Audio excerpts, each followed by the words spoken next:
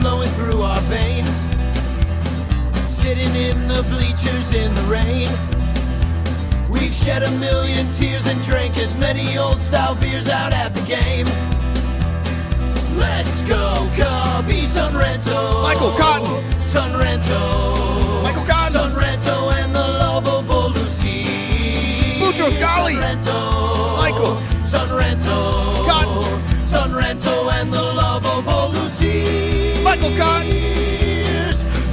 Ranto. Mucho Scali.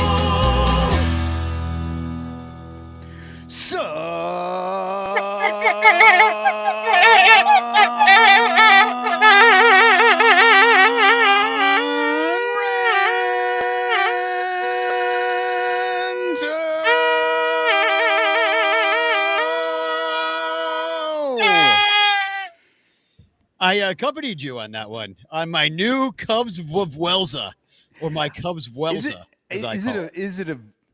I think I always heard him called like a vuvuzela. Is it a vuvuzela? Not in Danny speak in Chicago. It's called the Cubs Vuelza. My neighbors love me, and I'm very popular up on the here. north side. On the north side, it's a vuvuzela. Yeah, I call it my voom.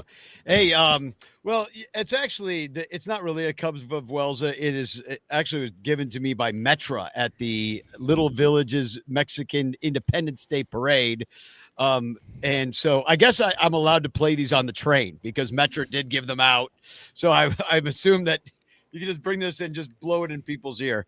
Anyway, I thought I would just start the show by saying that we all need these, and we all need, because they are so loud. Like I could see why, like everybody hated them at that one Olympics where they had them, or what wasn't that the Olympics? It was the World Cup? The World Cup in Brazil, and it was like on the TV when you're watching the game. It was just like a buzz of.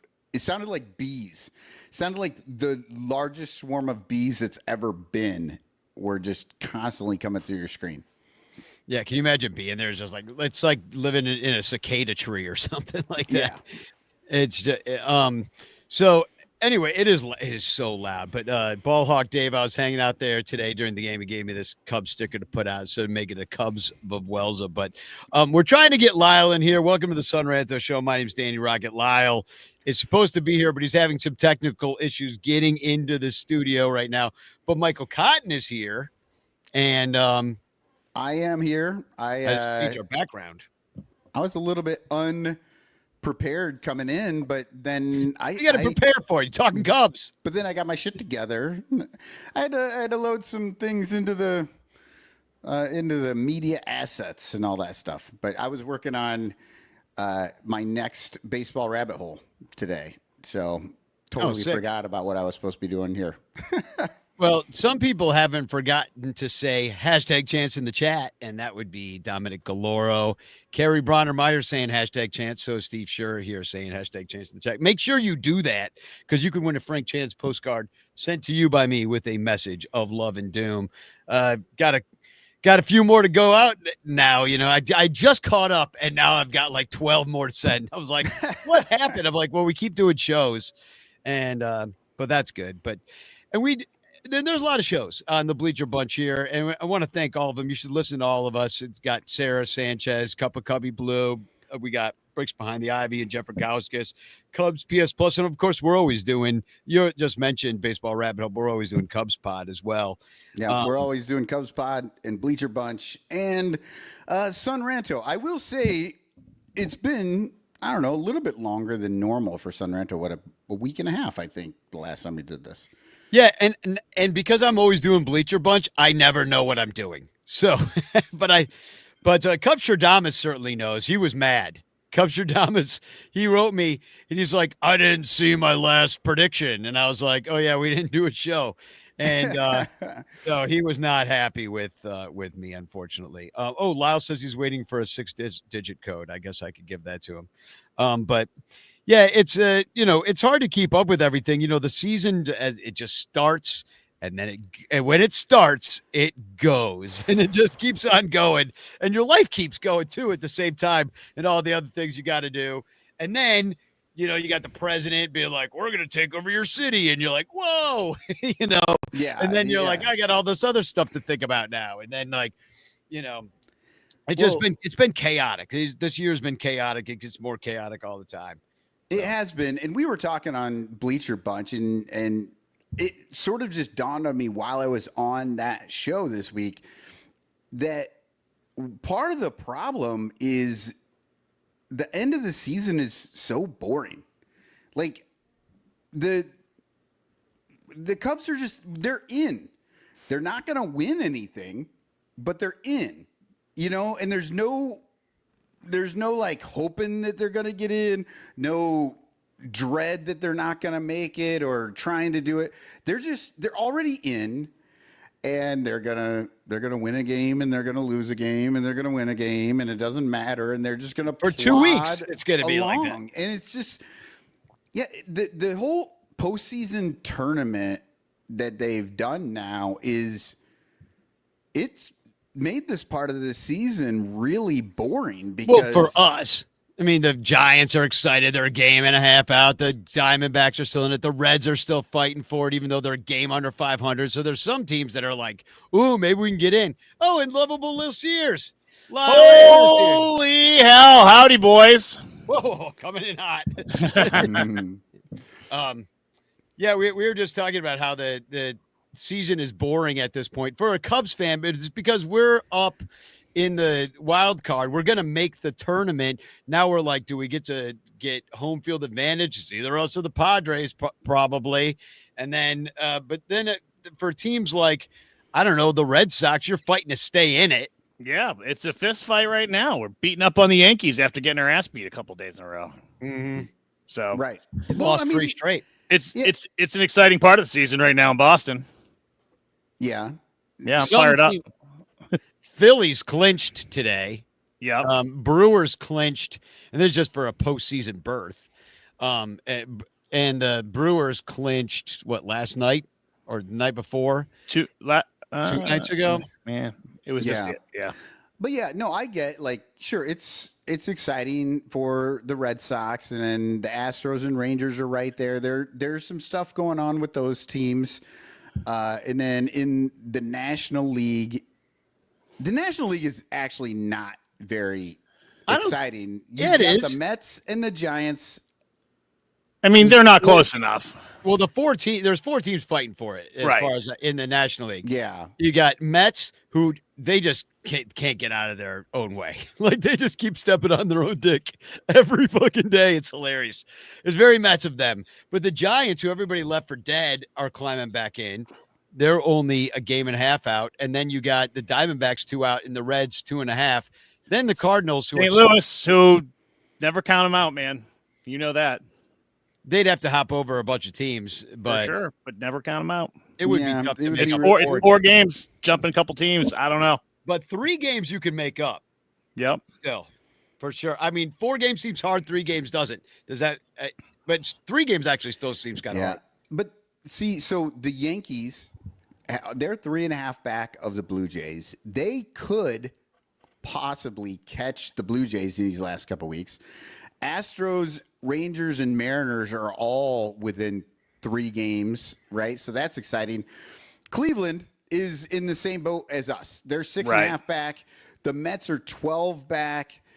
Cubs are 5.5. The Padres are 2.5 back. But so I guess the Padres could maybe catch the Dodgers. That would be amazing. But it's just so boring when the Mets and the Cubs are just sort of, I don't know.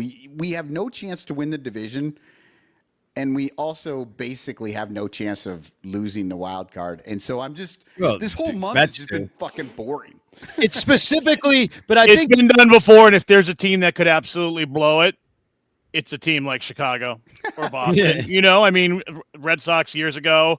I mean, think about we were on this cast about 6 weeks ago or so. And we were playing the Brewers, and what did we have? A 6-game lead on them? They were in maybe third place, and we were talking about the chance of them catching up and winning the division. We're like, not likely, not the way the Cubs are playing before the All-Star break, and it just. I think that was 2018, right? No, I mean this year. Yes, earlier this year. Earlier this year, we had a pretty sizable lead on them at one point, or the Cubs did, and 6 games. And we said, I don't think they're going to come back. Yeah, it didn't. And here they are. Well, they went out and they had a good pitcher come back from the IL, and then they actually went out and made a couple of good moves at the trade deadline, which the Cubs did not, and that set their team up to go on to like 2 crazy runs. Willie Castro ain't doing it for you, huh? Oh, Michael Soroka. The other day, he's coming back. I'm watching the game. And I turn it on, and it's marquee and it's pregame, and they say, and it's Elise Menaker is down there. She's like, "Hey, Boog, I've got good news and bad news. What do you want first?" And Boog's like, "Oh, I like good news. Give me the good news first." And she's like, "Michael Soroka is," and I was like, as soon as I heard Michael Soroka, and I'm like, if that's the fucking good news, we're in there trouble. is no good news. Cubs win the trade. Cubs win the trade. Quit being negative. Well, yeah. And speaking of we should start with this because it was the one loss in this series was probably one of the most memorable, fun games at Wrigley Field of the year, if not of the last decade even. And that was Anthony Rizzo's return. And they pantsed themselves at the end by losing the stupid game 4-3. But as somebody pointed out to me, Michael Bowling actually pointed out to me, none of this matters. They're going to get the first seed. Just enjoy the stupid Anthony Rizzo came back. Stop being such a pill and being like, I can't believe they lost the Rizzo game. And I'm like, yeah, but why do they always lose those games? Like, they lost the Ryan Sandberg game. They lost to I take it back to when they lost the 100th anniversary of Wrigley Field game when they gave up 5 runs in the 9th in 2014. And I was like, the hell? I think there's not a fan base in the United States that roots for a baseball, basketball, football, hockey team where when they're honoring a great or somebody comes back, Tom Brady Day, we're putting up a statue for him. Like, they are sure to get fucking blown out. It's going to be the worst game. And there's one of our greatest players ever sitting in the stadium. And everybody in there is just like, oh, you remember the day? You remember the day when that guy was out there? And it's always the way. It's always the way. I mean, I think at times when they'd honor the Celtics and they'd retire somebody's number, they're like, oh, we're going to retire Larry Bird's number tonight. And we're like, well, this is going to be a loss. We're going to get beat by 25. All right. It's also like all the players are like excited to see that guy. He comes in. They're like, there he is. That's the guy. He won a World Series here. And there's a different atmosphere. It's maybe not as focused for the home team. And, coaches and ownership have a little distraction happening. And it's just different. But so that happens everywhere. So you knew when you heard that he was going to be like sitting out in the bleachers, like, it's a distraction. I will say that unlike the losses for like Sandberg Day and shit like that, like at least Rizzo made it fun. Because again, we talked about this on Bleacher Bunch, like the top Rizzo moments, and I was just talking about him having fun with players on the field. And they lost, but he made that game fun. He's out there like doing cup snakes, and he almost catches Ballesteros' first home run. I think that was maybe the worst thing that happened. Like, how embarrassing that he missed that. Oh, I know. Then he said that's why he retired. That's why I retired. Yeah. I mean, he was talking about, like, they asked him if he wanted to be a coach or something, and he was like, maybe he wants to get into broadcasting, I think. And I'm like, oh, please become a Cubs broadcaster. Like, I don't know who he'd replace and be the color guy of, but now he's an ambassador. So he's going to join your like Ryan Dempsters of the world. Maybe Marquis will have him be one of the 5-10 players that come back and do some play-by-play, but like, he'll be fishing with Fergie. He'll be wearing Ron Santos' ghost leg. And he threw, was it Hap that threw a ball to him? Yeah, and he wrote a note on it and taped some money to it. Tape money to it. So then Rizzo bought a bunch of beers for people. Like I know Bob Kraus, who stands on the top in the bleachers. He got a beer from Rizzo. I know Rachel Wisniewski. Remember the woman that got hit in the face in the first row with the baseball? She was talking with him, and because he stole her seat. I mean, I know you're not supposed to have a seat, but she shows up really early and gets that first seat. And she sits in that first row with my tie guy all the time. I'm sure she was fine with it. No, she was totally fine. She's like, this might have been my favorite day ever in the bleachers. Yeah. But I was like, but then they lost. And I was like, see, we can't be having this. This is why the Chicago Cubs suck all the time, because we're all like, this was the greatest game. You're like, we lost. It can't be. It was the wait. if you lose. I think that's just a fun game. I think this is you guys are saying it wrong. It's not about the game. It was a great day in the stadium. Yeah, it was. It was a great hang. It was a great hang. Can I ask you, just because I like to stir the pot and push the buttons? Do you think everybody likes to bust Bleacher Jeff's balls? Do you think if he sat in Jeff's seat, do you think he would have thrown a fucking hissy fit and thrown a conniption and tried to kick him out? Well, he would have had to outrace Bleacher Jeff to the seat. Right. I don't know if he could do that anymore. That'd be actually a fair foot race, I'm going to guess. Well, they cordoned off a whole section of the bleachers for him. And, that's one thing is like that Ballesteros, his first home run as a major league player goes almost to Rizzo. And what's crazy, everybody's like, what are the odds? I'm like, listen, the odds are that all the home runs pretty much go right to where Anthony Rizzo was sitting, just so you know. Like, people are like, that's crazy. I'm like, not really that crazy. A lot of people like to sit right over there because that is definitely a home run alley. That's why the ball hawks. There's a few of them in the park, but that is one of the spots for sure. That's one of the spots, and so there was good odds that it would go to him, but it still was freaking hilarious. I mean, it hit him right in the hand. I mean, it's pretty sad. I just wish it was an opposing players that he got so he could throw it back. I know.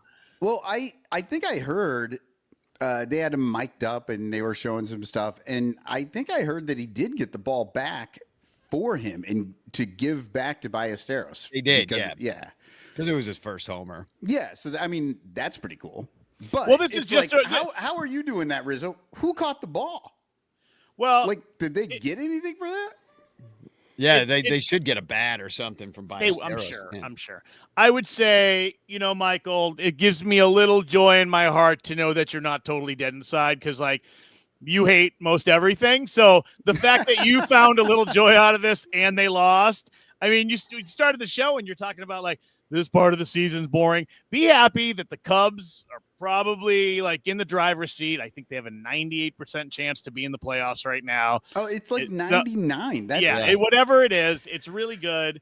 And hopefully, if they're being well coached and the team is smart, which, everybody has their doubts about sometimes, that they're going to take this time to rest maybe some players right now.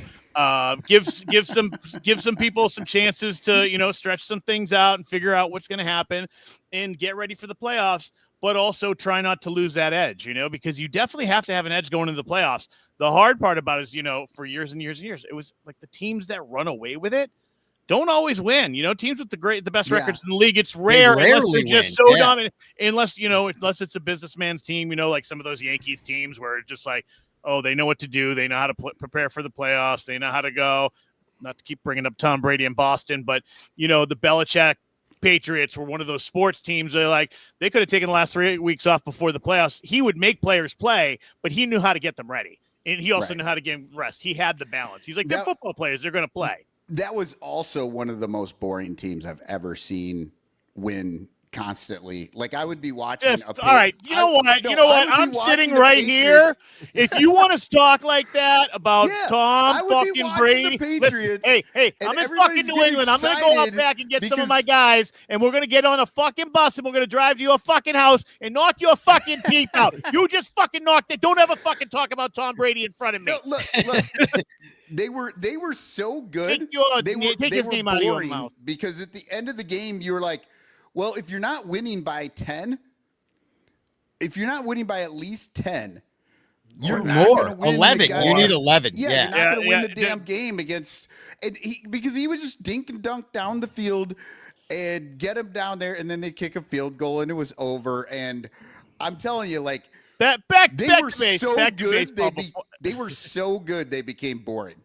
That is not this damn team. back to baseball. Yeah, All I'm this saying team is is don't be mad about the time you have before the playoffs. Try to just enjoy. Well, they got to stay healthy, and they're not because you got freaking. Just try to enjoy the baseball right Yeah, now. but There's not a lot of you're pressure also- on them. Lyle, a lot of the stuff that you said, what they should be doing, they're not doing. So, you know, it's like Well, they we're kinda watching every are day, and now. they're kind of screwing around. Well, They are a little bit right now, and now is the time. And then, like a week and a half from now, as you're ramping up for the playoffs, you'll be like, "All right, everybody, time to get fucking back in there and get that edge, and let's try to fucking win every goddamn game, and let's pitch some." And the only guys at the end who aren't going to see a lot of time are the pitchers they're going to depend on. So. Yeah, well, yeah. I mean, because you're going to clinch this thing, and then you're just going to like roll in, and you're going to see like Javier Assad and a bunch of piggyback starts and things like that, getting everybody healthy. What's their magic number? Is there even one? Does that even like? Yeah, there is is one, one, but it was yeah. it's somewhere around 7. People in the chat, if you know what it is, pop it in there. But I think it's around. I meant to look it up before I got on, but I had some technical difficulties. Tucker's, you guys know, so I couldn't fucking remember what. Tucker is finally on the IL, and you don't really need him to like push you Gary. over. You couldn't anyway. But then, one more thing about that I do want to mention about that Saturday Rizzo game is that Eddie Vedder was also in the bleachers with those guys, just hammered, dropping F-bombs on Marquee. Just that so good. was so funny. Man, I'm not the biggest Pearl Jam fan in the world, but I'm a huge Eddie Vedder fan. Like as a human, as a person, I've had the privilege many times to hang out with him or whatever. That dude is fun and likes to have fun. And in big moments, he's like, "Fuck it, I'm getting drunk with everybody." He loves to buy drinks. He loves to have a good time. He's a great guy. He's good people. He's as down to earth as like a really big rock star could be, and he's pretty down to earth. And Carrie's asking why was Cindy Crawford there? She's from Chicago, and Lyle, you worked for Cindy Crawford for years. I have her phone number in my phone. Hold on right now. Lyle, you worked for. I didn't know this. You worked for Cindy Crawford. What were you doing? I worked for her husband. And he is a nightclub hotel man, and I worked for them and worked directly with them quite a bit. And I was always Cindy's point person when she came to Chicago. She would call me. I would hook her up, her sisters, her family. And I just make sure that they have a good time, take care of them, do the thing, and anything they needed when they were in town, they'd reach out to me. So I was although I was managing nightclubs and I became kind of a personal assistant when she was around a bit too. So, but very cool, super sweet, down to earth, fucking brilliant, nice, just everything you would think she wouldn't be, but anything you'd want her to be. She has all the right great Midwestern things that you'd want in somebody. She's from the area, right? She's from she's from DeKalb. From DeKalb originally, and I was super confused about the whole Cindy Crawford thing too. And I was looking it up. I'm like, is Eddie Vedder dating Cindy Crawford? And then, but I looked it up, and no, Eddie's married and she's married, but they're like friends. And they did a Blackhawks thing together too, and she's played tambourine, which, by the way, when I saw that she was playing tambourine and he was singing, I was like, oh my God, is she like the Yoko of whatever he's doing? No, she's great, and they are friends. They've been friends for a while. She's a pretty big celebrity. Her husband hobnobs with pretty big celebrities. His two best friends are Brad Pitt and George Clooney. And so they'd hobnob all the time. I'd walk into my bar some nights and I'd be like, oh, cool. Just another night. There's Cindy Crawford and George Clooney and Brad Pitt sitting in the corner doing shots. Awesome. Oh, here comes Eddie Vedder. Wow. just another night. But it was sometimes, I'd call up Danny. He was like, get down here. And he's like, I don't give a fuck about any of those fucking people. Exactly. Call me when Andre Dawson's in there. Exactly. He was like, did they ever play for the Cubs? I don't give a fuck. Exactly. Danny's pretty Andre Dawson. mind. Call me when Matt Merton's in there. You're just like any Cub. Any Cub, yeah. Well, there were 2 other games this weekend and other people sitting in the bleachers, including I went on Friday. Shout out to Janet, Ronnie Woo Woo's Janet gave me a ticket for Friday. I wasn't going to go. I was going to, actually make chili. I ended up making chili all night, but I got a free ticket. So I went down there and look who I see. I took a creeper picture. Look over my right shoulder there. Can you see who that is? So is Ted fucking Cruz. Ted Cruz sitting with Al Yellen. Yep. No, that's of course Tom Ricketts sitting behind me, and he was sitting out there talking to the guy that lives in the house across the street. He's sitting there with that guy, and anyway, they were making a cup snake, and it was getting high up, and then the ushers were coming to take it because they kind of like have no snaking areas. They don't really tell you what they are, but like sir, this is a snake-free zone. They do.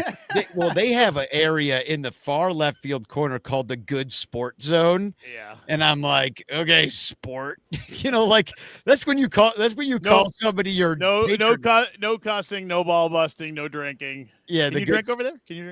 I don't know. No, you can, but I know there's some stadiums where you have that. But wasn't there like a little family no drinking section in the bleachers at some point in like the early 2000s, right? Remember that? Because we'd be like, oh, let's go sit over there. And we'd walk over and we'd forget all the time. And we're like, we can't sit over here. We can't sit over here. Yeah. They're going to kick us out of here. Or there are some times that people had bought those tickets accidentally.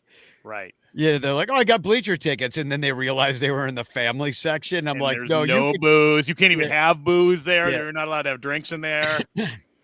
But anyway, Ricketts was watching the game, which is kind of fun. So they were making this cup snake on the way up, and Tom was leaving. I was taking pictures of the usher that was going to take the snake away from these people. And people are booing him, and Tom's like coming down the stairs, kind of watching this whole usher snake thing happen. I'm like, Tom, you come.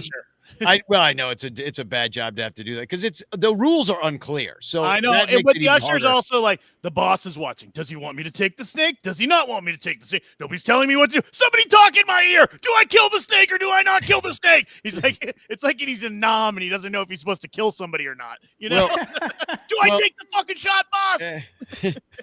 We counted the rotors. But the Tom's coming down the stairs and I'm like you coming down to do a little snaking, Tom? And he's like, oh, because he's such a dork. He's the biggest dork. Like he didn't know what to do with that. You know what I mean? Like, right. I don't know. Well, he doesn't know what to do if anybody talks to him. Yeah, he really doesn't. He's just like, he can't be normal. And by the way, wouldn't you have loved to see how he acted? Do you know? Did he interact with Cindy Crawford at all? I'm sure he did. No, that was the day before. I know, but because she was there, I'm sure if he was around, he probably a big VIP like that comes. You just want to say hi and do whatever. He's like, oh, hi, Cindy. I had a poster of you on my ceiling. Yeah. So he's one of those guys. He's not allowed to be in the same room with her unless his wife's there or something. So right. He's wearing his purity ring. But wasn't that Mike Pence? Didn't he? He was like, oh, I've never been alone in a room with a woman when my wife hasn't been there. I was like, well, that stands to reason with you, Mike. Would have kept me out of a lot of trouble if I had them rules. Yeah, Mike or anyone. Mike Pence should actually have that rule for young men. I think is really more where Mike Pence seems honestly, like anyone. Nobody wants to be in a room with Mike Pence alone. Yeah. Just be here. I mean, is anyone going to find out I was in that room? Yeah. You may never. Maybe be I heard do of want. again. Maybe I do want 20 minutes alone in a room with Mike Pence. Hey, Mike. Hey. But Ricketts would not have missed. Say something bad about Tom Brady to my face right now, Mike Pence. Well, Ricketts would not have missed that Friday game for the world because they did do a Charlie Kirk moment of remembrance. I'm sure that's why he was there. I can't believe. I know they did it league-wide. They did it for the NFL games today too, but they didn't show it on TV. From what I saw, at least here in the Northeast, I don't know. Did you watch the Bears today, Michael? Did you notice it pregame when they were getting ready to go? I was busy doing stuff. I just totally missed it today, All like right, the game, and so you didn't want to see it. But they Your buried it. Sucks. They put yeah. Oh yeah, the Bears suck. Again, I it's hard to look at. But they did this, and they kind of lumped it in with like 9/11 was this week, and our country is going through troubled times, and something else happened. So they just kind of like shoved the Charlie Kirk thing on top of that. And then some people, when I showed up to that game, people were like, because they saw I did a poll whether they should do it or not on X, and 3/4 of Cubs fans said, do not do it. And I'm like, yeah. Don't tell me about like this mixing politics and sports if you're gonna constantly do it yourself. The fact that you had 25% that said yes, because I figured 99% of anyone who's ever been conservative that still follows you is just there to troll you. So my point is, if you had 25%, I'm saying there's probably more openness to it, because I'm guessing that's 25% of like fairly liberal people that think that. And people do, and I know people don't know him too much, and they think about a man who has 2 small kids and a wife, and they don't necessarily realize that he's the second coming of the devil. or whatever. There's little horns under there. Whatever, like however you feel about him. I don't give a fuck about the whole situation. It's sad that someone got shot again in this country, and that's enough. That's all I got to say about it. Well, they should have put some of his wonderful quotes up on the video board, and then we could have seen what we were remembering, what we were supposed to remember, like stuff about like wondering if the black pilot was DEI or black pilot. Or wondering why my wife doesn't serve my every need at all times, just only because I'm swinging it in between my legs. It's just like, to have a moment of remembrance. Like, what exactly are we remembering about that man? Right. And also, not everybody even knows who that guy is. Like, he's correct, not which is why I think there's been a lot more sympathy for him. People are outraged that they see other people they know saying, "Yeah, fuck him," because they're like, "What the fuck? Someone died. Are you a monster?" And I'm like, "Well, no, Kinda. but I own it. I'm like, sure. If that's a monster, that's me. Yeah. I'm in." Well, they don't know the context of some of the things that he says, and how if you are maybe the target of what he said and the hate and the vile that he spews and the kind of people he doesn't like, like your sympathies are low. You still feel bad. Like, you still don't think people should get killed. But yeah, but I've talked to a lot, and I don't really want to wade into it that much, but and I don't think the Cubs should either. So why are we doing stupid moments of silence? It's just like, dude, like, it's kind of keep your politics out of my sports. But I hear the same thing the other way too, and I'm like, well, it gives me permission to put politics right back in, which personally, I'm having a real struggle, like, giving a shit about the baseball season this year. Although I'm watching all the games and like rooting for the Cubs and keeping track of what happened, but like, there's a lot of other stuff going on in the city. Like, I went down to Little Village today because we had a call from our alder. So instead of going to the Cubs game, I went down to the Mexican Independence Day Parade because they were like, "Hey, we need people that look like me to show up down there," and so that the only people down there aren't like, like police armed to the teeth, like ready to snatch people off the street. So, so like that, I chose to do that today instead of go to the game. Like, I end up back at the ball corner eventually by the 6th, but that's because the parade was over, Right. You did your duty. But I've got other things on my mind too. You called a cop a fascist. Actually, Chicago cops, not all of them are so bad. I mean, cops are cops, but you go around that city, like, there's a lot of like-minded cops in that town. I think the cops are on our side. I think that's one of the main reasons because they back down. And so I've been very vocal about, they believe in the people of the city. They live in the city and they live around the city, and they it's their home, and you're like, fuck you. Most cities and most towns don't like other people outside. Keep our fucking town out of your mouth. You don't know what's going on here. We'll figure this out. We'll fight it out ourselves. And now they're not coming. For now. Yeah. For now. I know. Everybody's like, "Oh, good, they're not coming." I'm like, for now. I said the same thing. I'm like, gotta stay vigilant. So anyway, that's what's been on my mind because I live here. You know what I mean? And this shit, some guy just got killed only a few miles, it's like 8 8 miles from my house. You know, that's Mm-hmm. where that guy got shot. So by an ICE agent. So I don't want to go into the details of all But that. I'm sure there was a moment. Here, you know? I'm sure there was a moment of silence for him too. Oh yeah. It was a huge moment of silence. It was like all night long. In fact, like during the middle of the night, Wrigley Field dead silent for a good 6 hours for that man. Right. Well, except for one guy with a leaf blower. That was the one guy. But it was they did win that first game. So shout out to Charlie Kirk Remembrance Day because that won the game. But it started terribly. Boyd gave up a 3-run homer to Christopher Morel. If there's anything has been more predictable than a home run from Christopher Morel to like kick things off to make Sarah Sanchez happy and us all go, oh, see, we told you Morel's awesome. But that was amazing. I mean, yeah, first time back at Wrigley since he got traded for a player who was absolutely worse than he was for the Cubs last year, and then ended up getting traded. And now the dude is, I don't know, he's broken somewhere. He's not playing. And for him to come back and just, I think, was it first pitch? Like he just ripped that ball. And a 3-run homer, just amazing for Christopher Morel to have that moment to kind of rub it in the front office's face. And then he didn't do shit the rest of the series, but right. But as we all know, nothing kills a rally got to sit like there a and be like, 3-run yeah, homer. we were right. Yeah, nothing kills a rally like a 3-run homer. And they only scored one more run the whole rest of the game.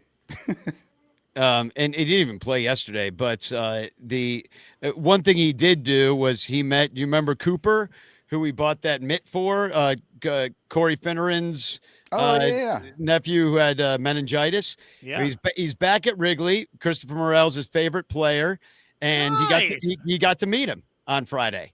Oh, That's that's so really cool. Corey sent me that picture of Cooper. And today, Morel was throwing up baseballs into the bleachers, and he threw one right to bleacher Jeff, autographed. And you can't, in case you can't read that, it says Cubs. Jeff showed it to me after the game. It says Cubs forever. Love Christopher Morel wrote it, and he said "Go Cubs" on it too. Wow. So, and he threw that right to Jeff, so he remembered Jeff. You know, he's like, oh yeah, that guy, he's still here. You know, so one of the great ones, you know, gotta love Morel, but gotta love that's very cool. The new Morel, Moises Ballesteros, who I like better than Morel, who should have been here probably all year, but probably he's just hitting and hitting and hitting. He hits a triple, has a couple, but that big boy running around the bases is a sight to behold. That even with your bare eyes. But he's running around the bases, hits a triple. Ian Happ ends up a triple shy of the cycle on Friday. Hits two home runs. Ballesteros has a bunch of hits. Nico Horner is, besides Trey Turner, who's hitting higher, 305 is his batting average. Nico Horner's at 299, has a chance to be the batting champion this year. They were talking about it on the Tampa Rays broadcast. They did a little thing. Who the Cubs have only had 2 batting champions or something like that. And it was Bill Madlock. It was Derek Lee, and it was Bill Madlock in 1980, and Derek Lee in like 2005, I think. Or something. You got to catch Turner now. I mean, Turner probably will rest a little bit, maybe. Just because they just clinched. I mean, maybe he'll have a few more days off. I don't know. Wait, you know what? Maybe it wasn't Madlock. Maybe it was Buckner. No, it was Madlock. Madlock won a Okay. batting championship. I mean, maybe Buckner did too, but Madlock certainly did. But I mean, the offense wasn't like. I mean, they didn't put up a lot of runs. Terry E. Bill Buckner in 1980. Yeah. And Madlock won Bill one too. Madlock, and then I was like. And Derek Lee in 2005. Yeah. For sure. Madlock definitely won one too, though. Yeah, but I don't think he wasn't with the Cubs. Oh, all right. That was the key. Like, only 2 Cubs have won the batting titles. And like I said, because I watch the opposing team's announcers, so I get to learn all about my favorite team all the time because they're trying to explain to their fans who our team is. So I don't know shit about the Rays after those 3 games, but I know now I know a little trivia about the Cubs. All you need to know is which one is Lau and which one is low. That's the main thing that you got to know about when you're watching the Rays, because it's hard to keep them straight. But yeah, I mean, it was a good series. They really should have won that one game, the Rizzo game. They blew it late. They had the tying run on third with nobody out. Contact play. Oh my Lord. The fucking contact play. See, Little Yumper says Madlock won 2 with the Cubs in 75-76. Sorry to go ahead. Oh, okay. Huh, I wonder what they were talking about. They were just wrong. Yeah. They were talking 80 in 2000. I don't know. They live in Tampa. Yeah, Enough said. Yeah. They don't have any education. They do that crocodile. Or maybe they were just qualifying it with like since 1980 they've only had 2 and they didn't think about it. Yeah. Anyway, the fucking contact play. Are you fucking kidding me? This is the dumbest goddamn play in all of baseball. I do not give a shit. It doesn't fucking work ever. And you're in this position where you're trying to win a fucking game. You have no reason to run. Now, no outs. They could have gotten somebody else, could have hit a sac fly, done anything else in that position. And I will say, if you want to move the runner along, why don't you just bunt? Why don't you squeeze? You know what I mean? Like, squeeze. Do I will something. Say, he could not have gone back to third, which people were talking about, like he was dead in the water no matter what. But the point is that he was planning to go home, which is why he was out of position when that ball did the thing we all knew it was about to fucking do, is go right to the third baseman, and he was going to get killed. So you just remove your scoring threat. There were no outs. There's no outs. Yeah. What are you doing? Yeah. Now with 1 out, maybe you're trying to steal that run. Like, we got to get it home, and you want to just give it the chance. But with no outs, I mean, I'd play it a little bit safe. You get that tie, then, and then see where you get. You still got a runner behind him. Like, there's a lot more that could happen, but you're just giving that out away. You gave that first out away, and that was bullshit. I agree. But hey, they won the other ones, even though they were tight. The Rays aren't as bad as their record might say. And they're in a tough division, and their pitching is pretty good, and we saw that. So Lyle, you're right. They're in a tough division, and they have had a mess of a season, having to play at home throughout the whole spring in Steinbrenner Field, and then go on the road for like 2 months, and it's been really weird for them. So the fact that they're like not having a great season should not surprise anyone, because the deck was stacked against them from the beginning. Well, how about we take a break, and then but I know you've got a silhouette, don't you, Michael? I do have a silhouette. Well, Mike's bringing that up. Ross Barons won the batting championship with a 429, 1876. Cap Anson in 1888. King Kelly in 1886. Heinz Zimmerman in 1912. Hans Zimmerman? Heine. I believe his name is literally Heine. I know. It's Heine. Phil Cavaretta in 1945. Billy Williams in 72. Matlock 75, 76. Buckner in 80. And Derek Lee in 2005. So I don't know what the fuck you learned, Michael, listening to the Tampa broadcast, but I suggest you unlearn it. They probably got it off. If there's anything else they told you, you should just try to forget it. No, so they probably said something stupid like they've only had 2 since 1980, and I didn't pick up on that part because it took them like an entire inning before they told what the answer was, and they were talking about all the different people it might be.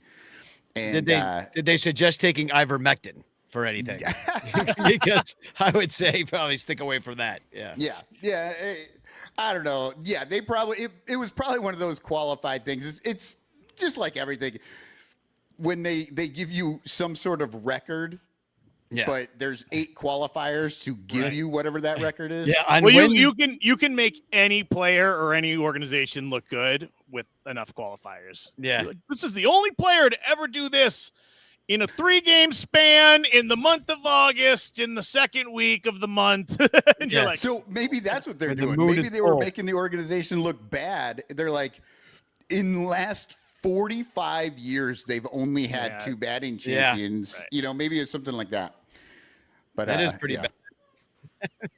It really is. I honestly, when they started talking about it, I was like, God, maybe it was Grace was one of them because, I mean, he had the most I actually hits would have. in the 90s. I actually would have thought it was Mark Grace. I would have thought he had one. I was surprised he didn't when you said that. I was like, "There's no way Right. Grace he doesn't have a."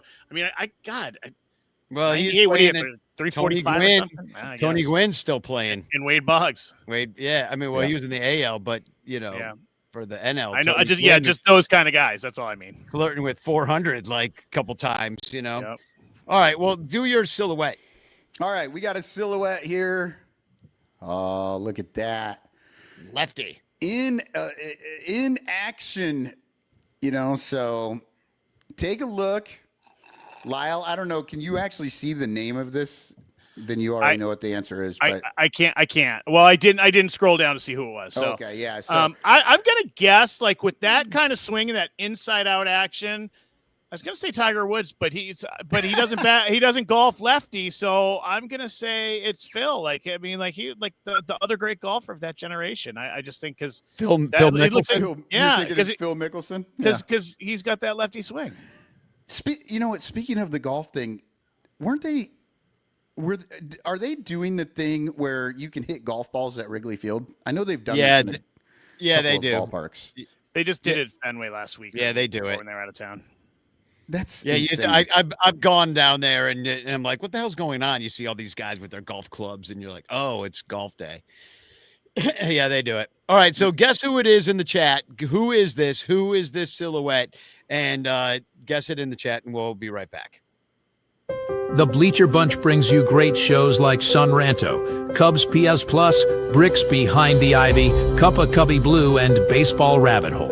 But you could be getting so much more when you subscribe to our Patreon page for as little as $1 a month at patreon.com/bleacherbunch. Get access to our exclusive daily show Cubs Pod, where we recap every single game. Plus, be the first to hear Cubs music, get early access to events, and receive an invitation to join our Discord Cubs community, where fans just like you show up every day to rant and rave about our beloved boys in blue. Most importantly, 10% of your Patreon pledge will go directly to help the Lost Boys Youth Baseball program. So join us. There are perks at every level, like the Renter Calendar, absolutely free, and name recognition for you or your business. We are independent Cubs podcasters, and we need your support. Otherwise, we'll quit. Seriously, we'll all quit. Some of us might even die from your lack of support. In fact, the cutest little puppy you've ever seen will die if you don't support the Bleacher Bunch at patreon.com/bleacherbunch. We promise to spend all the Patreon money on tickets and beer and all the dog crap we have to buy just to keep our podcast rolling. So give us your money, and we'll waste it far better than you will. Patreon.com/bleacherbunch. Free trials are available, but don't do a free trial. Just join, okay? Okay. Patreon.com/bleacherbunch. In the clutch, in the clutch. Buy t-shirts from In the Clutch. Take it from the Bleacher Bunch. You'll love the shirts from In the Clutch. In the Clutch shirts are comfortable, stylish, and guaranteed to get you laid. Plus, they're proud sponsors of the Bleacher Bunch. Use promo code BleacherBunch for 10% off your purchase. Nice to feel and soft to touch. That's why you will get laid so much. Wearing a shirt from In the Clutch. And you can thank the Bleacher Bunch. In the Clutch, in the Clutch. Buy t-shirts from In the Clutch. Remember the code Bleacher Bunch. Save 10% at In the Clutch. In the Clutch, in the Clutch. In the Clutch shirts actually not really guaranteed to get you laid. Who the hell is it? this is. Did anybody even guess? Yeah, everybody's guessing Rizzo. But yeah, if you remember, Rizzo, when he swung, he would always go down to his knee.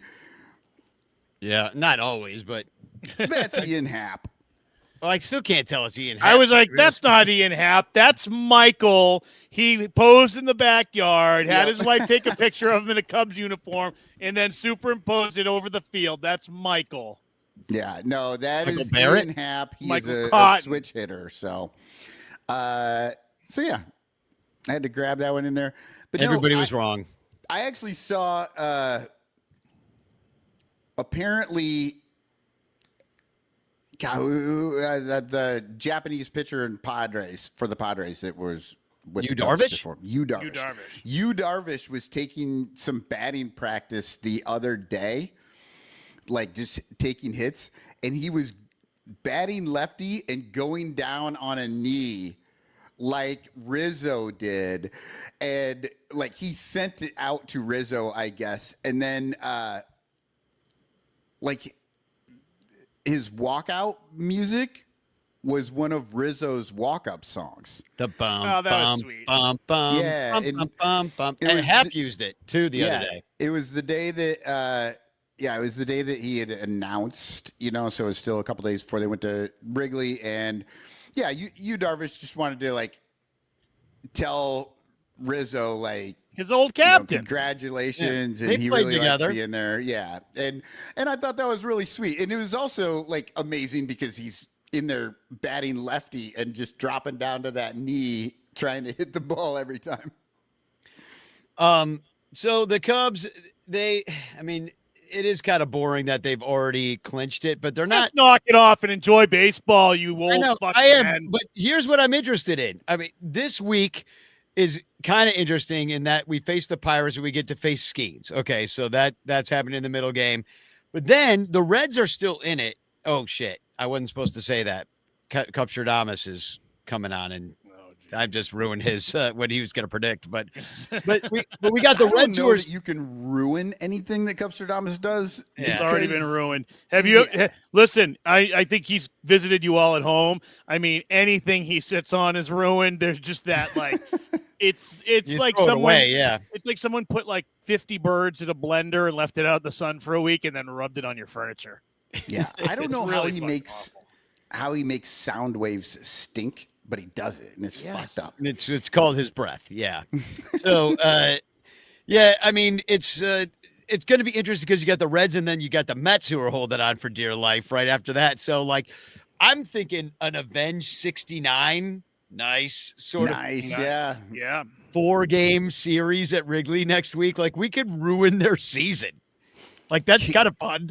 That'd be That would that'd be be fun. pretty great. And can we bring like, I don't know, 13 black cats and throw them all on the field?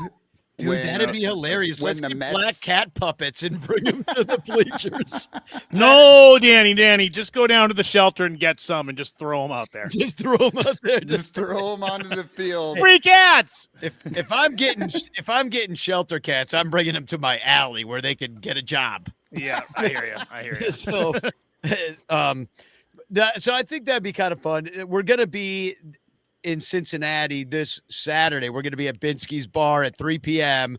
I'm looking forward to it. Yeah, and then we're gonna be all together. We did get seats in section, I forget what you said, 508 or something. I don't know. Ooh, there's a 5 in the number? Yeah, And it's it's not the last number? yeah. There's no Unfortunately, 6. I've never seen a stadium with a 6. yeah, so we're up there, but that's the point. But apparently, there's a little bit of money left over after buying the tickets because we got to get.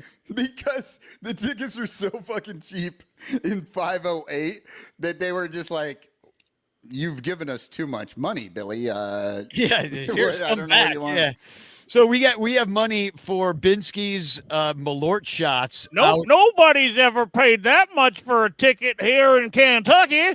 But we're gonna drink Kentucky. Malort out of ashtrays at Binsky's Yes, Bar. you That's how are. they serve it. Yep. And so we got extra money for Malort shots. Everybody's getting a Malort shot out of And the you all deal. get to hang out with Billy. Like I have envy. Michael, do you want to chug a beer bat with Billy DeVore? Do you want to have a competition with him? Yeah. Are Are you a you? competitive eater?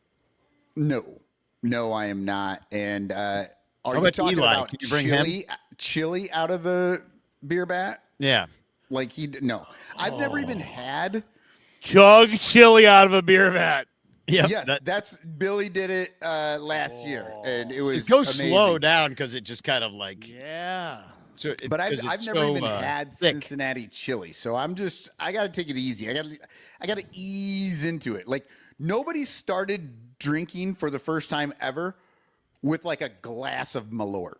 No. In Chicago, maybe. Chicago, they that do. happens quite a bit, actually. So I'm not jumping in to Cincinnati chili with a beer bat full of chili. Well, we did we did a mashup one time, which was the Sky Rosa Malort slider, which was a piece of La Rosa's pizza with the chili dog in the middle of the pizza, all folded up, and then you slide the Malort, you put it like a funnel. And then you just slide the down that Malort dog. down the dog pizza, and right into your mouth. And that's the Sky Rosa Malort slider. I'm gonna have to get off the show here, guys. I'm super horny right now. For the first for the first time ever, the hot dog was the healthy part of that meal. Yeah. Yeah, exactly. Yeah. So, well, first we're gonna put some fries on our salad. And happy birthday! I'm looking at the Ranter calendar right now. Tomorrow is Brian Ziegler's birthday, who's our Pirates guy. Yeah. Longtime listeners of the show. Tomorrow's his birthday, and it's Cubs Pirates.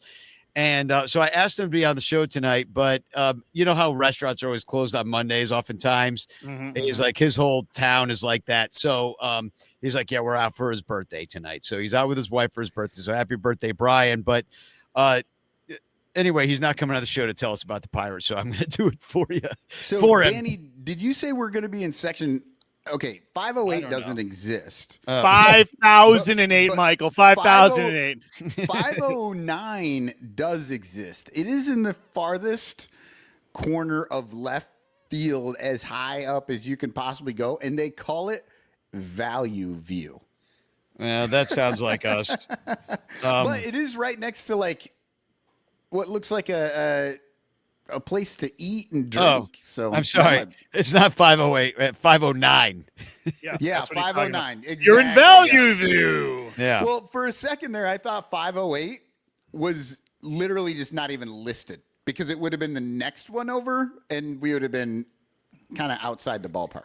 Yeah, I kind of figure it doesn't really matter where we sit, and if it's empty, we just go downstairs and do something else. Like a lot of times in that stadium, like I like going for walks. There's like a lot of places you can go, but with the Reds being in it right now, I mean, if they can climb back in sometime during this week, who do they got this week? Who are the Reds playing? Because they might be like on the cusp of a playoff spot. They might be point. Charging. Danny, are you They gonna write? They got the Cardinals. Are you gonna do a song for the Cincinnati trip? Because right now it's just in my head.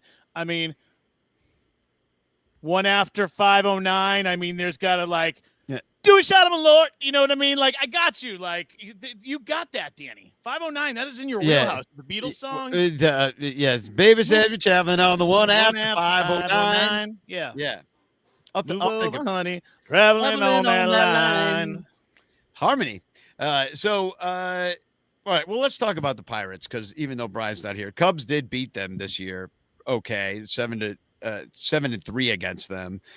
But the Pirates have been bad. They just broke a 7-game losing streak on Saturday against the Nationals. They have the worst OPS and the fewest homers, but they do have a good team ERA. It's the same as the Cubs, 3.86, because they've got great starters like Paul Skeens, who we're going to see, and they have an average bullpen, which has allowed them to win some games. They're not the worst team in baseball by any chance, by any stretch, and apparently Colorado isn't either because they just moved past the White Sox with 42 wins this year or something. Oh, they climb back into the or climb back out of the basement. Yeah, so they're no Pathetic. longer going to be the worst team. But so much like, I guess it By doesn't the help way, you to have the was it Pope. as your- Actually, didn't we talk about that too at one point? That like Colorado was like they had a 10-game better record than the White Sox, and the odds were that the White Sox would still have a worse record. And we that's talked correct. about this We like did. very early in the year, and I was like, "There's no way that's happening. That can't be that bad." Apparently, they are. that is Apparently, what Vegas knows what's going on. Oh no, I was just talking about the all-time record. Oh, but I don't No, but know. when we were talking about that, we talked about that the odds of them having the worst record in the league this year were not. No, they still. This is all-time record. He's talking about last year. Yeah. So it's 41 wins. This year, the White Sox actually have 57 wins. Oh, got So it. they- Got it. So they did, but Yeah. so but I've whatever not we were tracked the looking- White Sox once this year because I care so little about that fucking team. Fuck them. Well, and they actually went on a little bit of a run recently. I guess I guess they I mean, did, I or guess. they've got a pitcher that's doing real well. I forget. So I heard some rumblings. They're like, and I heard some Sox fan be like, "Hey, maybe next year if they pick up a little hitting, we might be all right next year." Blah blah blah. And I was like, "Good luck." I mean, That- there's some bad owners in baseball, and the White Sox are up there, like top 3 worst owners in baseball. Yeah, Oh yeah, Lil right there Yumpers with is. they're right there with the Pirates. I think maybe Not as bad. Pirates are the worst run organization in baseball, I No, think. By a large margin. I think Rockies. the Rockies are actually the worst run organization, but the worst owners might be the Pirates because or the Cubs. Rockies, I think, actually want to win. They're just so bad at it that they have Yeah. no fucking clue how to do it. And the Pirates are just like They don't give a "Nah, fuck. They don't we're not give a even gonna. Yeah, Yeah, we're we're not gonna take I don't know. our money literally- and go. he just takes the excess money from the other teams and Yeah, Robert Sanchez says the Rockies are the worst, and so does Rogue Wave Creative. Oh, who, by the way, Rogue Wave Creative sent me $40, and just during this show, he said nice. it's the $40 beer playoff fund F Kirk. Thank you very much. We will definitely spend that this weekend on Lord out of ashtray shots. And There we go. yes. I'm into it. We'll toast our fallen Cubs fans. But yeah, so we've got Tyone versus Ashcraft on game 1 tomorrow, and Cubs did nothing against him in 2 innings of relief that he pitched. And then we got, I love this matchup on freaking Tuesday, Horton versus Skeens. This is That's fun. excellent. That's a I'm fun so matchup. excited. Cade Horton right now in the second half, 7-1. He's got a 0.84 ERA since the Wild. All-Star break. That is so freaking good. It's insane. So that'll be a fun one. And then there's like a game that starts at 11:35 Central Time. So it is a day game, game 3 on Wednesday. Boyd versus Johan Oviedo is like a former Cardinal. So he's over on the Pirates now. So hopefully Boyd, Boyd wasn't, the bloom was kind of off. Had a great season. Gave us way more than we ever thought we could get. Yep. But the bloom's a little bit off the rose, like right now with him. So I just think the idea is to keep him healthy. He only went 5 the last time he went out there. If one thing you could at least, since you're so far ahead in the wild card in some respects, and you're going to make the playoffs, I think your best bet is just to whatever you have to do to keep these guys healthy, you do. Like, even if you skip a start for one of these guys, who cares? I agree. I know. Look, the only one I'm gonna say no for that on is Horton Skeens. Like, whatever else you want to do, fine. But if we have an opportunity to see Horton versus Skeens, I do not want them pulling that guy at that moment. Also because Horton, they're all on pitch counts, especially Horton. Right. The problem is like Horton could be pitching a no hitter in the 8th inning and get to 75 pitches, and they'll pull him. Yep. Even if it's 1-0, they don't care.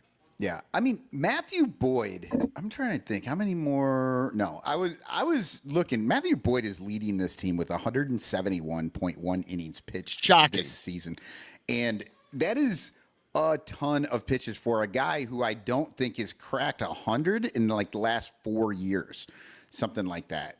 I'm probably talking. That's an ass stat. I'm just making that shit up, but he's like double where he was at last year. Like he's 171, nobody would have guessed. And I was like, just trying to think in my head, is he going to hit 200 innings?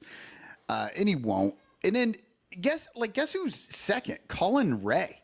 I believe it. I mean, these two guys coming into this season, nobody was clocking them as anything more than just Well, Boyd, we knew. take up a spot, but they're now, I mean, they've had good seasons. Ray has not been great. It's over 4, but still, it's like it's amazing. Lyle Little Yumper says you look like you're sleeping. I was looking up. I use my phone to look up shit because it's easier. So I was looking at the phone trying to find something. Yeah. It did look like I was sleeping. I peeked out of the corner of my eye and I was like, I should start making snoring sounds. Yeah, but Cade Horton, amazingly, he's at 110 innings, which, by the way, Tyone is at 110.2 innings. I mean, can you imagine? I mean, how many more games have the Cubs won if we had like even an average Justin Steele added to this entire thing all year? Right. But if we have an average Justin Steele, I don't think we have a Cade Horton at all. That's a good point. Yeah, That's a good point. Yeah. When I know you're impressed by all this pitching, but when Danny Rocket and I were juniors in high school, and 44-year-old Nolan Ryan was pitching, I think, for the Rangers at the time. He pitched 240 innings. At fucking 44. How old are you, Michael?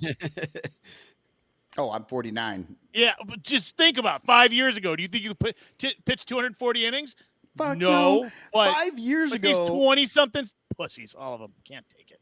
Seriously, like 5 years ago, I was trying to get like pickup ball going, and I was throwing like batting practice for old men, adults, and I would have to ice my fucking entire right side of my body.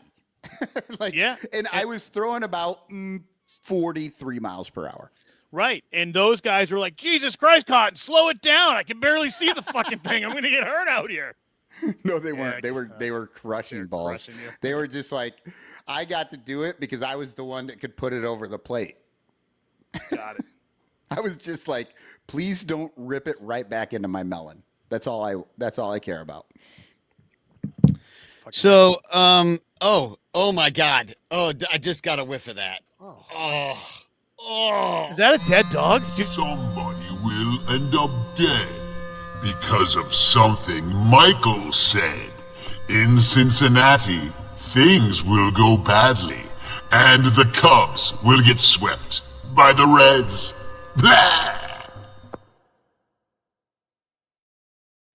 Oh, Michael, what did you do? What are did you gonna say? do? What caused this? I don't know, but You're gonna offend some. You're gonna say something and get our asses kicked in Cincinnati by like some Kentucky redneck, aren't you? That Aren't you? honestly, maybe. Yeah, you're gonna get drunk on Malort. This is what you do, Michael, when you go down there and some fucking rednecks in your face, you're drinking Malort, get all tough and say, hey, don't make me knock your tooth out. Somebody get angry when I try and crack a beer bottle open in the gap. Right. Hold on, let me grab this for you. You won't even have a heavy glass to throw them. You're gonna have an ashtray. I got a text today as I was down at the parade from Bleacher Jeff that he was like, parade passes by. Sorry. he goes, somebody's in the bleachers wearing a MAGA hat. He's like, this guy could be great for content. Let's fuck with him, man. And I was like, yeah, that could be a good way to get into a fight. I would think if I, started fucking with MAGA hat guy, like I could see that not going so well. But on enemy territory, when I'm in another, like I've been in a fight in Cincinnati personally. Like I was going over the bridge because I used to park in Kentucky because it's free. You can park on the street there and you walk over this bridge to the game. And so I'm walking over the bridge after the game. Everybody's hammered, and this one dude was effing with these like two black guys. And I was like, "Why don't you just shut the fuck up?" I said to the guy. He goes, "Oh, would you vote for Obama or something?" That's what he said to me. And I was like, and then he threatened to throw me over the bridge. So I was like, and so it was like ugly. And then like the guy was like yelling at me like the whole way. And we never got too close, but he was like, definitely, if I would have stopped and be like, let's go, like we would have gone, Right. So it can be get a little rough, in that neck of the woods, because you do cross that river and you are somewhere else. You are. Yeah. I spent a lot of time there that's where too. my hotel is. My college girlfriend is from that area, and his wife is from that area, so we both spent quite a bit of time right there. And I had some good times there, both Kentucky side and Ohio side. So, but you're staying in Kentucky, Michael? I think I am. Yeah. Good. I think that's where my you'll be hotel is. fine. Yeah. No, Covington's nice, and yeah. I mean, I like Kentucky. No. Trust me, I know I'll be fine. I'm very pale skinned. Yeah. Well, that didn't help me just because I was shooting my mouth off and telling him to shut the fuck up, because if you haven't noticed, I'm quite outspoken. So, but yeah, not the smartest thing I've ever done is like write some checks that my ass can't cash. So I used to do it a lot more when I'm around Lyle, because I say all the shit that when Lyle's around, because Lyle's big and he's got tattoos. And I was like, just say whatever I want, and Lyle will fight him for me. It's awesome. Hey, Danny, speaking of big and tattoos, my dear friend Casey Sass. I know you knew him. He's a guy who did most of my tattoos. He'd come into the bars all the time. He was the guitarist for Black Actress, that band. You've met him 100 times. I know who you're talking about, and I know what happened. And he was in a pretty bad motorcycle accident last week. A drunk driver T-boned him, and him and his dog were on the bike. And he ended up just the other day, they had to take his leg. And he's still recovering and having lots of surgeries, but he did have an amputation, and he's in pretty rough shape. And I was going to ask, maybe we can pass it out there and reshare it. I don't know if you have, but maybe push out. The Ranters are a good crew, and he's a really good guy, and he's one of us by association. I wouldn't say Casey's always the biggest sporto, as he would say. But what he did love about this, and he liked the podcast, he's like, I just like that you guys bitch. He said, I like the idea of just ranting. And because he's a ranter by nature. He's a grumpy old man, even when he was in his 30s. So how do you spell his last name? Sass, Casey Sass. Does he have a GoFundMe? There is. So I put it up on Facebook. So I was going to ask you to share that out there and get that out there, because he is good people. He's salt of the earth, good people. Sweet, kind, funny, and looks like a pirate already, and now he's gonna have a fucking peg leg. That son of a bitch. I was gonna see if we get Ron Santos, but I don't know. That might be too much. Right. Yeah, I don't know if we can afford it. If he's not a Cubs fan, then maybe not. But we could do something fun. Yeah. I'm looking. I just found it. I just found the GoFundMe. It's so I'm gonna share this in the chat right now, and I'll share it out as well. So, Casey Sass GoFundMe. You'll see the picture of him, just so you know you're in the right one. It's him and his little Chihuahua puppy. Yeah. In the picture. So, just very sad. Sad stuff. Good people, but he's recovering. I actually heard today. He said he was watching.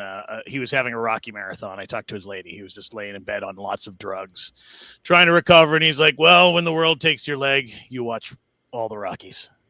Feel good about yourself." Yeah. Well, that really sucks. And but so if you give something to him if you can and help out. And I hope to see a bunch of you guys this weekend and get there safely. And I'm gonna one of the things, I don't know how much it's gonna cost, but I did say we had like a little bit of extra money. I was gonna put, because Dan Nielsen's birthday is on 9/20.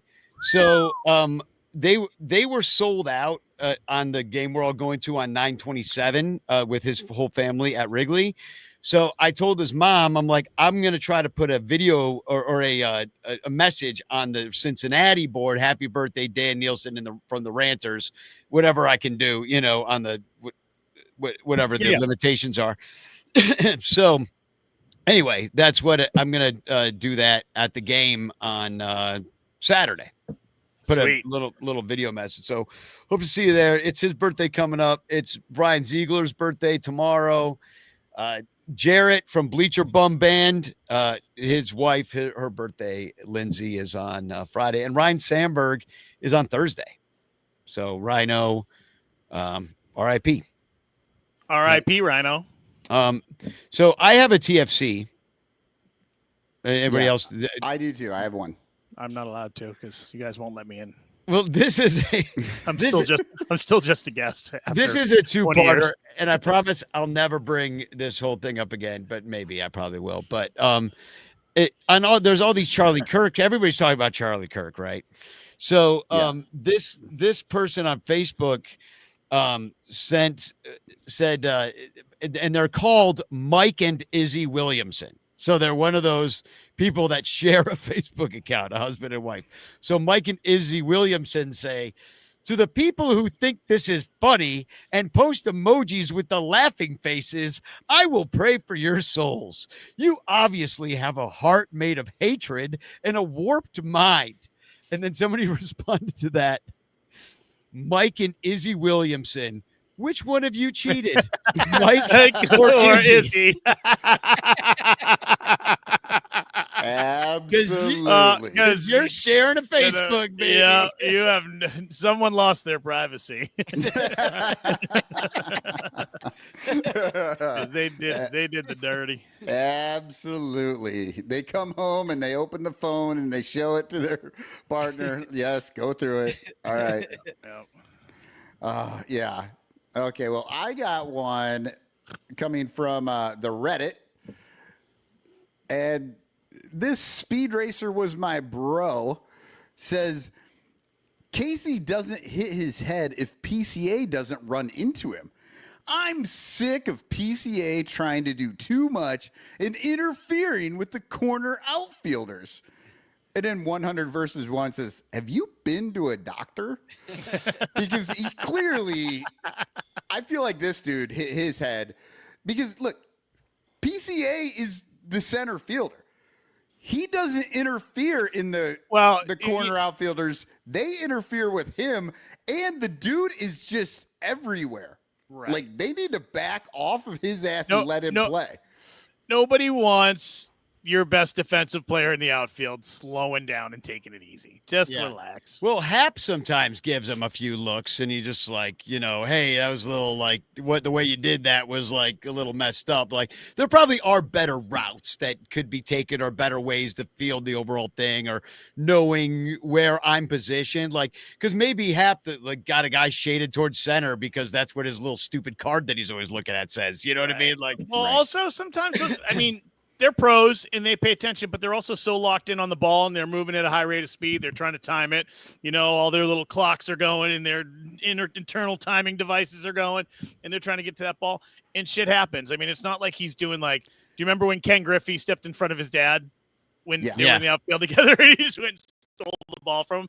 That was funny. I mean, it was kind of like if that happened today, fucking the baseball heads would be outraged. Yeah. It's not really funny. You got to have a little respect for the game, and someone could have got hurt, or you could have dropped that, and then it wouldn't have been funny. But I swear the other day, PCA was running for a ball towards Hap. Hap was running, and PCA, his head's up. You see him look down like this, and then back, and he slows up. And the ball bounces, and he picks it up and then throws it in. But I swear to God, in that slight, picks it up, and he looks towards the bleachers. And so you can only see the back. And I swear his head just went like, motherfucker. Like he was on that ball. And then when he saw Hap coming at him, he had to slow up. And it was just like the split second, but I swear to God. Was that on Friday by any chance? It might have been, yeah. But he just he caught the ball. I've seen it a few times. He caught the ball, and he's in the warning track. And so he's looking away from Hap. Like, there's no way Hap could see it. And he did, and it wasn't real demonstrative. But when you watch all the time, and you know what it looks like when somebody just like, motherfucker. And he turned around and threw it in. And, but yeah. I feel like we're gonna he was find rolling out with- in the offseason that when PCA started shitting the bed offensively, it's because he was banging Hap's wife, and that's why they're so disgruntled with each other in the outfield. There's something going on. Well, I mean, we said it early in this season with the way that Hap moves, the Cubs could really take, or not Hap, well, yeah, and the way that Hap moves, he's slow. But the way that PCA moves, they could take real advantage of that and move their corner outfielders corners, closer to the lines and take away doubles and triples. And avoid some of that nonsense. Yeah. Yeah. And that's not what Hap's little card says. And we got to go with the little Not what the card. It's card got says. spit out by Jed GPT, and it's got to be done. Otherwise, you're just not playing baseball. You're not playing modern baseball. Right. Yeah. Oh, speaking of modern baseball, I did want to say something about today's game. Sorry. I'm bringing this back to some. Danny, what do you call it? Let it go. Doorknobbing? Doorknobbing. Fuck the You're doorknobbing. doorknobbing the show. Yeah. So, the Rays scored a fourth run today, and then Ratface went out there and argued that the guy running to second interfered with the play. And they agreed, and they put him back on third, took the run away, and the Cubs get out of it, and then they win the game 4-3. Like, sure, that's great. I'm happy. Cubs win the game, whatever. But that doesn't make me really happy that they won the game because Joey's dad went out there and started fucking whining about one of the other players. Like, this is fucking bullshit. There was no way they are getting that double play. There's not a possibility. Without Joey's dad. And dude should have slid. They are right, but there is something about that, like how that went, that really irks me. Made Yeah, me it like, shouldn't be. The like it made my umpires should have stomach gotten- hurt. I'm like, I don't know how to feel about this because it went our way, but fuck you on that. Well, Like, the ump should have gotten it right, and they didn't. So, well, our did they not get it right, or Right. is that just one of those ticky-tack bullshit rules that he exploited? Which, to the benefit of the Cubs, sure he should do that, but like I say, I don't know how to feel about it. It was rough. Well, he took a chance, and that's what we're doing right now. We're taking a chance. Oh, here we Hashtag go. chance in the chat, and you're going to win something from me to you. It is a message of love and doom up for grabs here. Who's going to get it?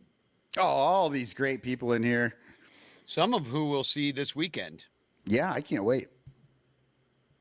Oh, and Artie Boucher, once again, the most winningest chance winner of all time. Oh, yeah. I mean, I know, Danny, that you have been keeping meticulous stats of how many people win. Oh, yeah, And meticulous. You've got a Actually, I kind of do. spreadsheet I and all do, that shit. actually. Do I you? do, actually. Oh, yeah.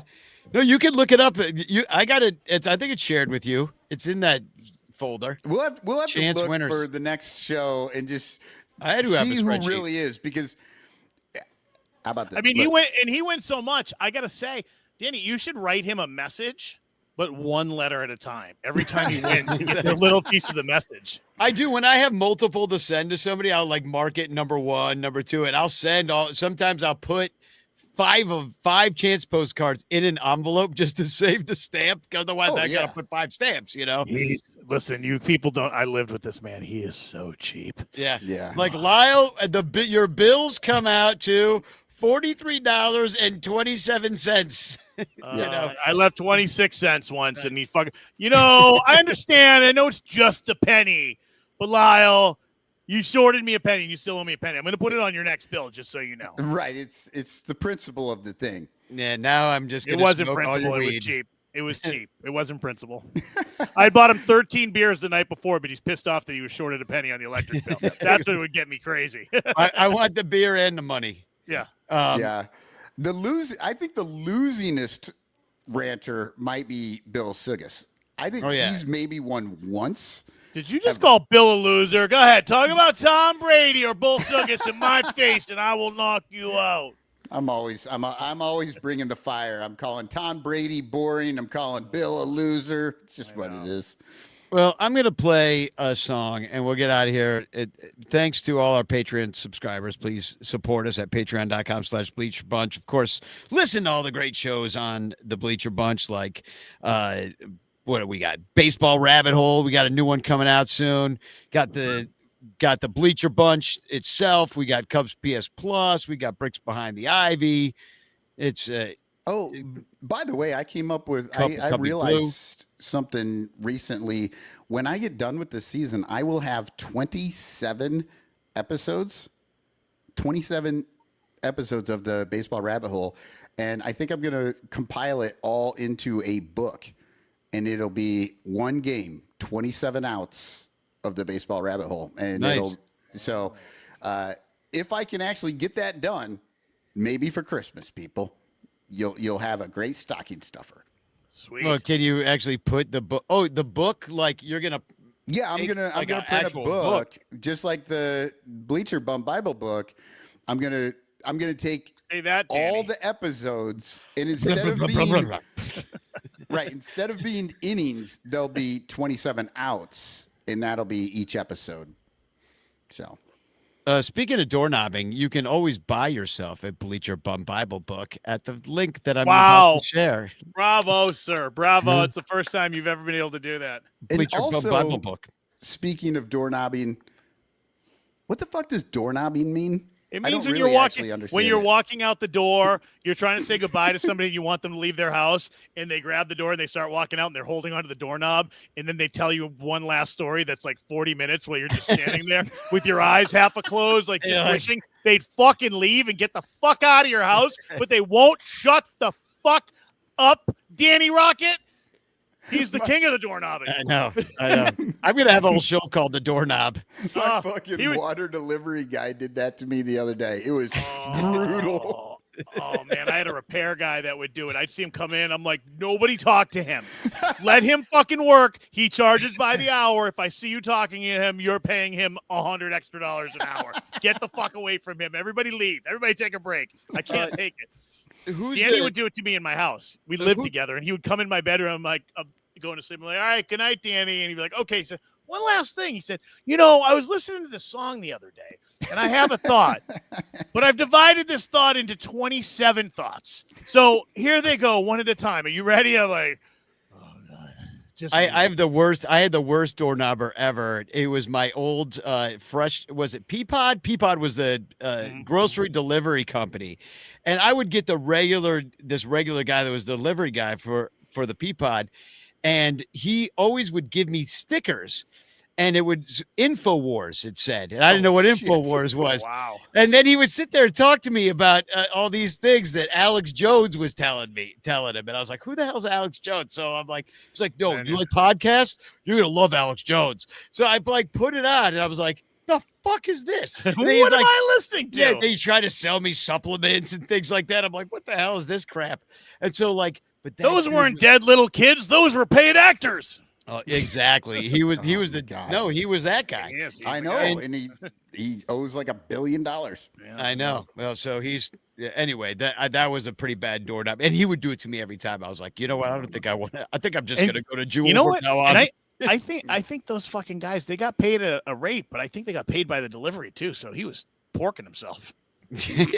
And I lived on the third floor too, so sure and I don't tip himself regardless. Yeah, and I'm a shitty tipper. So, he's cheap people. Yeah. You know what? Maybe because you were a shitty tipper and you were on the third floor, he actually hated Alex Jones. He just made it all up. Exactly. I'm going to ruin this guy's day. I'm going to get this guy on Alex Jones's shit. The first time he delivered to you, you were wearing like a Che shirt, and he was like, oh, I got this guy. Yeah, exactly. Look at this stupid commie. All right. Well, that's the show then. Thanks for being here tonight, everybody. And let's go make those Pirates walk the plank, shall we? Let's spend another 2 weeks of just boring ass fucking baseball. Hey, how about you just try to enjoy fucking one thing, Michael? Just one thing. You know what?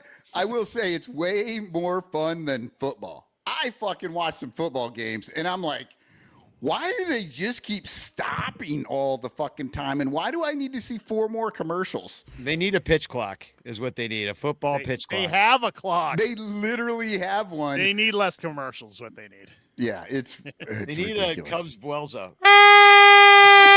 Oh, I'm sorry for anybody who was listening to this while they were going to sleep, because you're awake now for the next 3 hours, staring at the ceiling. You're like, what the fuck is that? Somebody just did a right turn into a into a retaining wall on a bridge. Sorry. Spugog! Spugog. Bugog!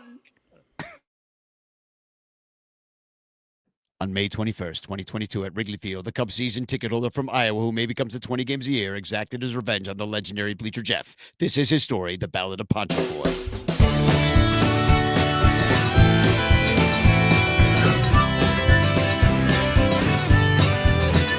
A bobblehead Saturday in the rainy month of May. A smattering of Bleacher fans were waiting at the gate. The fans began to stream to go see their favorite team. They made 3 separate lines to pass through security. There was one man who had a plan and knew just where to go. Run to section 504 and down to the first row. He had come prepared for rain with a plastic poncho. He'd get revenge with his girlfriend without getting soaked. And he'd sit there in the rain for 7 hours straight. He'd sit right through the weather that had made the game delayed. With his plastic poncho on, he'd sit all afternoon long. That's why I'm writing Poncho Boy this song.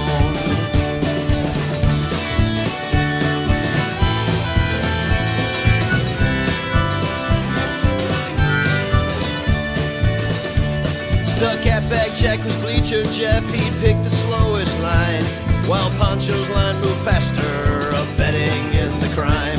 For unbeknownst to Jeffrey, a few weeks in the past, he'd saved seats in his section, making Poncho pretty mad. He'd come back from Iowa to teach Jeff a lesson. He'd claim Jeff's customary seat in Jeff's usual section. For the tickets they both held said general admission. Revenge will be served cold and wet, no respect for tradition. And he'd sit there in the rain for 7 hours straight. He'd sit right through the weather that had made the game delayed. With his plastic poncho on, he'd sit all afternoon long. That's why I'm writing Poncho Boy this song.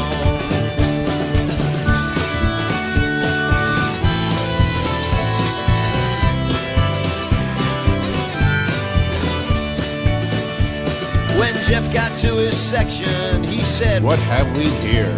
A rookie season ticket holder who maybe comes to 20 games a year. I'll buy you a couple beers if you give up that seat. If not, I'm gonna shame you in a notorious tweet. But Poncho Boy, he wouldn't budge, he wouldn't move a muscle. The seat that once held Bleacher Jeff now held a soaking couple. The driving rain poured off his poncho, pooling into puddles, while Bleacher Jeff stayed warm and dried out in the bleacher tunnel. And he sat there in the rain for 7 hours straight. He sat right through the weather that had made the game delayed. With his plastic poncho on, he sat all afternoon long. That's why I just wrote Poncho Boy this song.